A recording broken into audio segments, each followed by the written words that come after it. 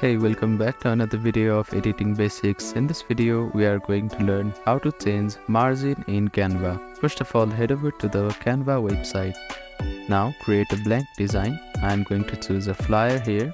Now select anyone from here, or you can also import your own flyers. Now you can see there are margins at the top and at the left side of the screen.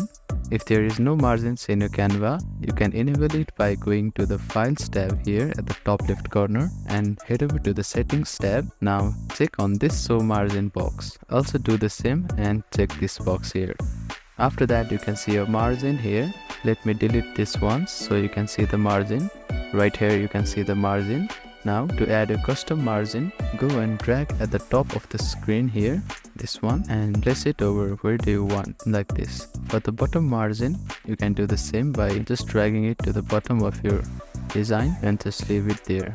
And for the side margins, you can just slide it from the left hand side for the left and right. So now you can see that in this way you can change margins in Canva.